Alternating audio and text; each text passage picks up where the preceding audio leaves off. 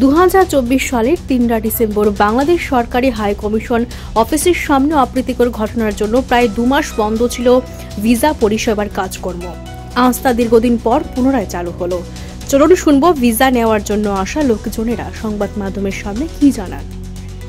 আসার মূল কারণটা কি? কেন এখানে আসলে? আমি এখানে ভিসা জমা দেওয়ার জন্য এসেছি। তো আমি বাংলাদেশ যাওয়ার খুবই ইচ্ছা। তো আমার ওখানে মামা একটারা থাকে, তো ওখানে যাবো আর কি। এতদিন তো বদ্ধ ছিল। হ্যাঁ, এতদিন কি মানে এসে ট্রাই করেছিলেন? তার আগেও একবার এসেছিলাম, তো ওখানে কিছু ঝামেলা হচ্ছিল, তার জন্য হয়নি। আচ্ছা, আপনি আবার এসেছি। ভিসাটা কি ভিসা? কি টুরিস্ট ভিসা না মেডিকেল ভিসা? কি বিষয়ের জন্য আপনি অ্যাপ্লাই করেছিলেন? অ্যাকচুয়ালি ওখানে আমার রিলেটিভ থাকে, অনেকেই থাকে, তো তাদের সাথে মিট করার জন্য যাচ্ছি। কতদিনের ভিসা দিয়েছে? দেবে 1 বছরের জন্য। 1 বছর। আসলে ওই আমার মেয়েদের ভিসা ছিল না, তো ওদের ভিসা জমা দেওয়ার জন্য আসা। আমাদের ছিল, মেয়েদের ছিল না, হঠাৎ করে বন্ধ হয়ে যাওয়ার জন্য ওদের ভিসা নাই, অনেক কষ্ট হয়ে গেছিল আমাদের জন্য। আজকে খোলাতে আবার নতুন করে আসছে ওদের ভিসা দেওয়ার জন্য।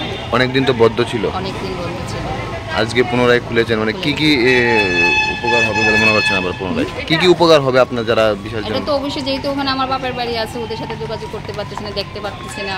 এই যে ওদের ভিসা ছিল না, সেই জন্য এখন ওদের ভিসা লাগাতে পারছি, আবার যেতে পারবো টেকনা বাপের বাড়িতে।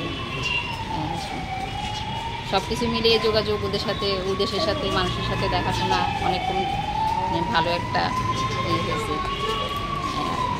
Thank you. কেন এখানে আসা আপনাদের? আসছিলাম এখানে দাদা ভিসা লাগানোর জন্য। অনেকদিন বন্ধ আছিল, তো সেই জন্য আমরা আজকে কালকে নিয়ে বলছিলাম চালু করছে আজকে, সেই জন্য আমরা আইছি। এখন চালু দেখছি, আমরা খুশি হয়েছি। ভিসা চালু হওয়ার কারণে আমরা খুশি। কথা কইছেন ভিতরে জমা দিছেন? হ্যাঁ, জমা দিচ্ছি।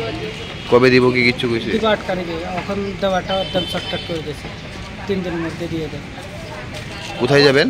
আমি এখন যাবো হচ্ছে বাংলাদেশ। বাংলাদেশ কোন জায়গায়? ফেনী।